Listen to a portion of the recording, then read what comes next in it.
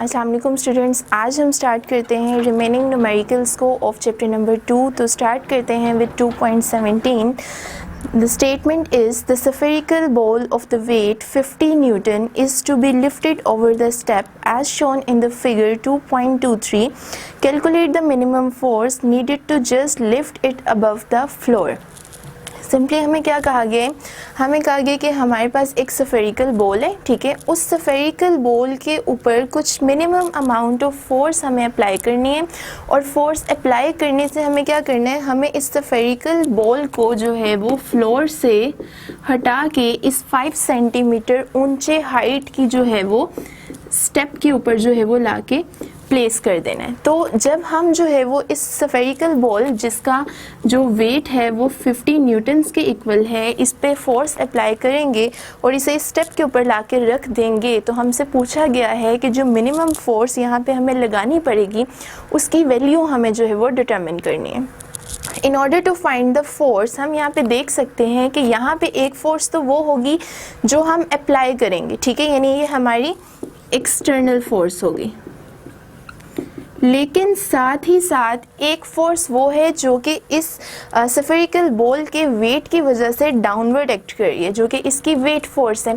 अब होगा ये कि जब हमें इस बॉल को जो है वो इस स्टेप के ऊपर ला के रखना है, तो एक ही पॉसिबल कंडीशन है कि इस पे जो हम फोर्स लगा रहे हैं वो कुछ इस तरह से लगाई जाए कि इसके वेट के साथ मिलकर इसकी फोर्स कुछ इस तरह से लगाई जाए कि आपके इस स्फेरिकल बॉल में रोटेशन प्रोड्यूस हो, यानी ये थोड़ा सा घूमे और घूमने के बाद इस स्टेप के ऊपर जो है वो आ जाए। तो इसका मतलब है कि जब हम यहाँ से फोर्स लगाएंगे इस फोर्स की वजह से और साथ ही साथ इसकी वेट डाउनवर्ड फोर्स की वजह से ये जो हमारा बॉल है ये रोटेट करता हुआ इस स्टेप के ऊपर आएगा। इसका मतलब क्या है कि इस पॉइंट के ऊपर टॉर्क प्रोड्यूस होगी और फिर हम डिटरमिन कर पाएंगे by the application of torque कि कितनी अमाउंट ऑफ फोर्स लगानी पड़ेगी इस स्फेरिकल बॉल को इस स्टेप के ऊपर प्लेस करवाने के लिए, ठीक है। तो अब हम स्टार्ट करते हैं। गिवन डाटा हम यहाँ पे देख लेते हैं। वेट जो हमारे बॉल का है that is simply 50 newtons. Height जो हमारे इस स्टेप की गिवन है वो है 5 centimetre and the radius of our sphere simply कितना आ रहा है 20 सेंटीमीटर। रेडियस हमारे पास क्या होता है, बाउंड्री से सेंटर तक का डिस्टेंस जो है वो रेडियस कहलाता है। अब हमें फाइंड क्या करना है, हमें फाइंड करनी है minimum amount of force which is required to move this ball above the step of the height 5 centimetre, ठीक है। अब जो है वो डायग्राम से कुछ जो है वो कंक्लूजन्स निकालते हैं ताकि फोर्स को फाइंड करना हमारे लिए थोड़ा सा ईजी हो जाए। तो सबसे पहले आप देख सकते हैं कि यहाँ पे एक दोबारा से एक डायग्राम जो है वो मैंने रीड्रॉ की है। इस डायग्राम के अंदर मैंने कुछ एक्स्ट्रा चीज़ें जो है वो ऐड कर दी हैं ताकि हम फोर्स को इजीली डिटरमिन कर सकें।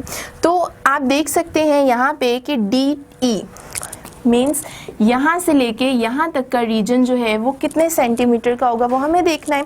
तो अगर ये वाली हाइट जो है वो 5 सेंटीमीटर की है तो इसका मतलब है D to E रीजन भी हमारे पास 5 सेंटीमीटर का आ रहा है। नेक्स्ट अगर हम देखें C to O रीजन जो है वो हमारे पास कितना बन रहा है, तो C to O रीजन भी क्या वही नहीं है जो कि C से लेके यहाँ तक का एरिया है। तो अगर C से यहाँ तक की पॉइंट की वैल्यू 20 सेंटीमीटर है तो obviously OC is also equivalent to 20 centimetre.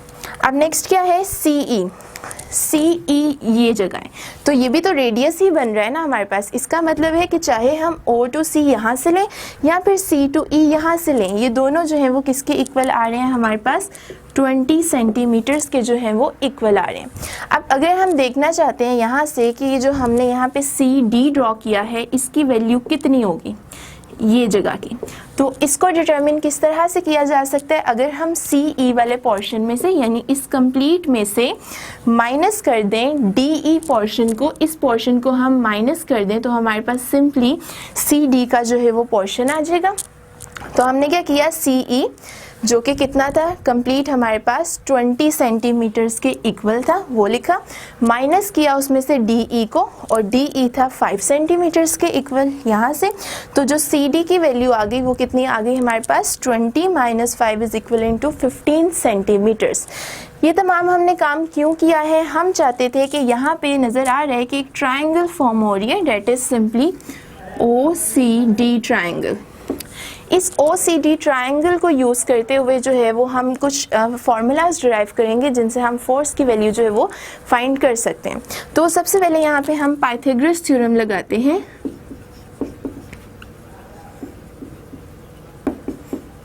By the Pythagoras theorem जो कि हम OCD ट्रायंगल के ऊपर अप्लाई कर रहे हैं वो क्या होती है, हाइपोटेनस स्क्वायर यानी OC square is equivalent to perpendicular square यानी CD square plus base square यानी OD स्क्वायर। अब यहाँ पे अगर देखा जाए तो OC की वैल्यू भी हमें नॉन है, साथ ही साथ CD की वैल्यू भी हमें नॉन है, लेकिन OD जो है वो अननोन है। इसका मतलब है कि हमें इस पाइथागोरस थ्योरम को अप्लाई करते हुए OD को फाइंड आउट करना पड़ेगा। तो अगर हम यहाँ से OD स्क्वायर निकालना चाहते हैं तो क्या होगा, OC square minus CD square. अब वैल्यूज पुट कर देते हैं सिंपली। OC स्क्वायर हमारे पास कितना है, OC की जो वैल्यू आ रही है वो कितनी आ रही है हमारे पास, सिंपली 20 सेंटीमीटर्स माइनस CD, और CD की यहाँ पे जो हमारे पास वैल्यू आ रही है वो आ रही है 15 सेंटीमीटर स्क्वायर। जब इनके जो है वो हम स्क्वेयरिंग करते हैं तो आंसर आएगा 400 माइनस 225। अब सिंपली यहाँ से अगर हम जो है वो फाइंड आउट करना चाहते हैं कि रिजल्ट क्या आ रहा है तो उसके लिए हम कैलकुलेटर यूज़ करके जो है वो अपने फार्मूला को डिटरमिन कर लेते हैं। तो हमारे पास जो है वो यहाँ से निकालते हैं कि 400 माइनस 225 तो वो आता है 175 के इक्वल। अब यहाँ से अगर सिंपल OD निकालना है तो क्या करेंगे, अंडर द रूट 175, तो उसका आंसर आएगा 13.2 which is approximately equivalent to 13 centimetre, यानी OD की वैल्यू हमने यहाँ से फाइंड आउट कर ली है। अब हमने OD की वैल्यू भी फाइंड कर ली तो हम लिख लेते हैं O to D हमारे पास जो रीजन आ रहा है वो कितना आ रहा है, अप्रॉक्सीमेटली 13 सेंटीमीटर्स के जो है वो इक्वलेंट आ रहे हैं। ठीक है, अब हम क्या करते हैं, अब हम इसको रेस करके जो है वो अपना नेक्स्ट स्टेप जो है वो यूज़ करते हैं। यहीं पे हमने कहा था कि अगर हमें ये बात पता चल जाए कि इस पॉइंट के राउंड अबाउट कितनी टॉर्क प्रोड्यूस हो रही है तो उस टॉर्क को देखते हुए जो है वो हम फोर्स की वैल्यू इजीली डिटरमिन कर सकते हैं।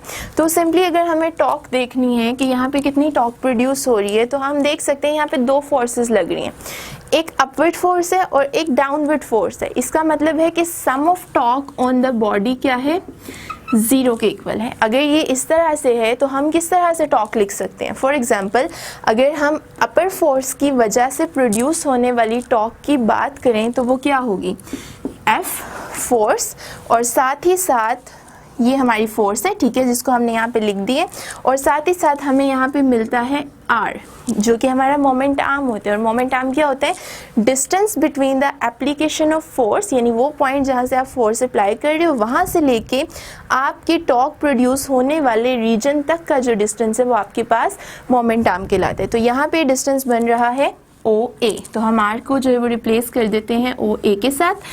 अब क्योंकि sum of torque on a body 0 है तो इसका मतलब क्या है कि दूसरी जो एक फोर्स लग रही है बॉडी पे वो है वेट की फोर्स। तो इसकी वजह से जो प्रोड्यूस होने वाली टॉर्क है अगर उसको हम लिखें तो किस तरह से लिखेंगे, -W। और माइनस क्यों है, क्योंकि दोनों एक दूसरे के बिल्कुल ऑपोजिट फोर्सेस हैं। -W मल्टीप्लाई बाय इसके लिए जो मोमेंट आर्म होगा वो क्या है, ये अगर हमारे वेट की फोर्स डाउनवर्ड लग रही है तो इस पॉइंट से लेके हमारी जो जिस पॉइंट पे टॉर्क प्रोड्यूस होनी है, रोटेशन प्रोड्यूस होनी है, वहाँ तक का अगर हम डिस्टेंस देखें तो वो OD आता है, यानी मोमेंट आर्म OD के इक्वल आ गया। अब तमाम वैल्यूज़ अगर हम देखते हैं क्या हमें गिवन है या फिर नहीं, तो ये इक्वल आ रहा है हमारे पास 0 के जो है वो इक्वल आ जाते हैं। तो फोर्स की वैल्यू जो है वो हमें फाइंड करनी है, वो तो एज इट इज़ रहेगा। OA की वैल्यू भी हमें डायग्राम से गिवन है, किस तरह से गिवन है, C to D रीजन जो है वो है 15 सेंटीमीटर, जबकि B to C रीजन जो है वो है 10 सेंटीमीटर। अब ये दोनों रीजन्स को अगर मिला दिया जाए यहाँ से यहाँ तक तो बन जाता है OA रीजन।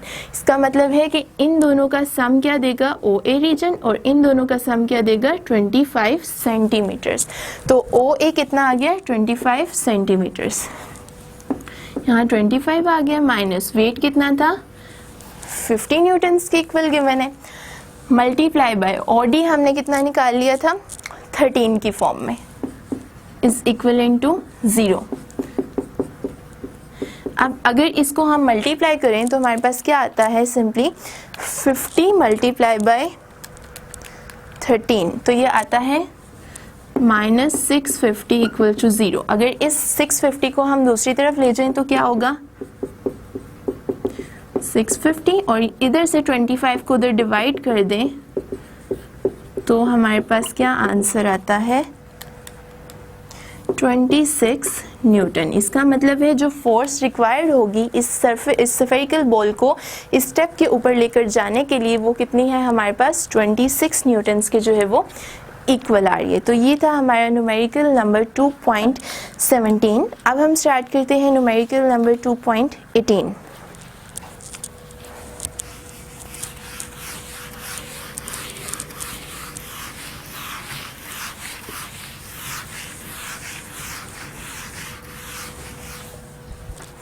टू 2.18 की स्टेटमेंट हमें गिवन है, a uniform sphere of the weight 10 newton is held by a string attached to a frictionless wall so that the string makes an angle of 30 degree with the wall as shown in the figure 2.24.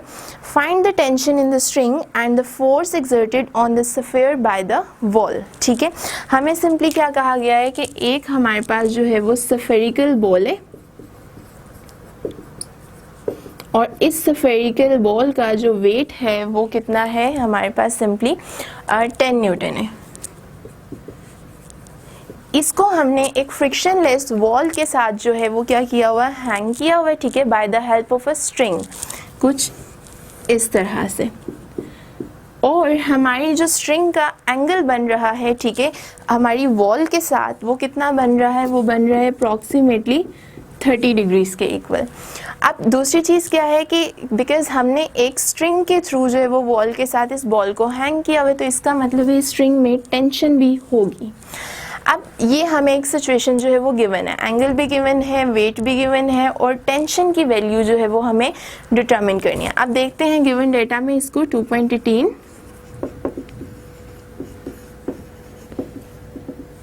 Given data की अगर बात करें तो क्या क्या चीज़ें given है, weight given है that is 10 newtons, angle given है ऑफ स्ट्रिंग विथ वॉल वो कितना है 30 डिग्रीज गिवन है। और टू फाइंड क्या करना है, हमें जो चीज़ हमें डिटरमिन करनी है वो ये है टेंशन, कि इस स्ट्रिंग में कितनी टेंशन प्रोड्यूस हो रही है, और दूसरी चीज़ कि वॉल जो है वो हमारे इस स्ट्रिंग के ऊपर या फिर हमारे इस बॉल के ऊपर जो है वो कितनी फोर्स अप्लाई कर रही है, ठीक है, फोर्स अप्लाइड बाय वॉल, हमारे बॉल पे अप्लाई होने वाली फोर्स जो कि बॉल अप्लाई कर रही है उसको हम यहाँ पे डिटरमिन करेंगे। तो दो सिचुएशंस हमें यहाँ पे डिटरमिन करनी पड़ेंगी। सबसे पहले ये करते हैं कि टेंशन को इसके रेक्टेंगुलर कंपोनेंट्स के अंदर जो है वो क्या कर लेते हैं, सिंपली रिजॉल्व कर लेते हैं। अब अगर इसको टेंशन को इसके रेक्टेंगुलर कंपोनेंट्स में रिजॉल्व किया जाए तो हम कुछ फिगर थोड़ी सी चेंज करके बना लेते हैं। अब इस तरह से इसे कोई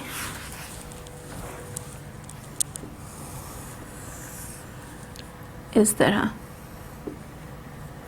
ओके। तो स्टूडेंट्स अब जो है वो हमने ये दो चीज़ें तो देख ली कि टेंशन जो है वो हमारी बॉडी में कितनी प्रोड्यूस होनी है, एक तो हमें ये डिटरमिन करना है और दूसरा ये डिटरमिन करना है कि कितनी फोर्स जो है वो वॉल से अप्लाई की जा रही है हमारे स्फेरिकल बॉडी के ऊपर, ठीक है। तो इन दोनों चीज़ों को डिटरमिन करने के लिए हम सबसे पहले जो है वो एक न्यू डायग्राम हमने यहाँ पर ड्रॉ की है जिसके अंदर हमने टेंशन को उसके रेक्टेंगुलर कंपोनेंट्स में रिजॉल्व कर लिए। This is T sine theta component, this is T cos theta component, ठीक है। अब हम जो है वो कंडीशन लगाते हैं, फर्स्ट कंडीशन ऑफ इक्विलिब्रियम के sum of forces along the X axis is equal to 0। तो कितनी फोर्सेस लग रही हैं एक्स एक्सिस के लॉन्ग, एक टी साइन थीटा लग रही है और एक उसके बिल्कुल ऑपोजिट जो है वो फोर्स वो लग रही है जो कि वॉल से लगाई जा रही है एक्स एक्सिस के लॉन्ग, मतलब ये कंडीशन आ गई। अब यहाँ से अगर हम मज़ीद सॉल्व करें तो T sine theta is equal to F और यहाँ पे यूँ लिख सकते हैं हम इसको, थीटा की बात करें तो एंगल 30 डिग्री है, इसका मतलब है यहाँ पे भी 30 डिग्री और यहाँ पे भी 30 डिग्रीज के इक्वल हमारे पास रिजल्ट आ जाएगा। अब force is equal to T sine of 30 degree, तो साइन ऑफ 30 डिग्री हमेशा 1/2 के इक्वल होता है, इसका मतलब है t/2 हमारे पास यहाँ से एक फोर्स की वैल्यू आई। अब सेम हम एक दूसरी कंडीशन अप्लाई करते हैं, sum of forces along y axis is 0, तो फोर्सेस y एक्सिस के लॉन्ग कौन सी, एक अपवर्ड cos थीटा फॉर्म यानी टेंशन का cos कंपोनेंट है, तो t cos ऑफ थीटा, और दूसरी फोर्स डाउनवर्ड वेट की फोर्स है -w is equal to 0। Values लगा लेते हैं, cos 30 डिग्री और वेट था हमारे पास सिंपली 10 न्यूटन्स इक्वल टू 0, तो t cos of 30 is equal to 10 आ गया हमारे पास। ठीक है, अब यहाँ से टेंशन फाइंड करनी है, तो ये वहाँ जाके डिवाइड हो जाएगा cos 30 और आंसर आएगा 0.866। टेंशन को डिवाइड करके देखते हैं कि क्या आंसर आता है हमारे पास, 0.866, तो आ रही है टेंशन 11.5। अब यहाँ पे फोर्स के लिए अगर टेंशन की वैल्यू दोबारा पुट की जाए 11.5 डिवाइडेड बाय 2, तो रिज़ल्ट आ जाता है 5.7। तो हमें टेंशन की भी वैल्यू पता चल गई और साथ ही साथ फोर्स की वैल्यू भी पता चल गई। तो ये था हमारा न्यूमेरिकल नंबर 2.18।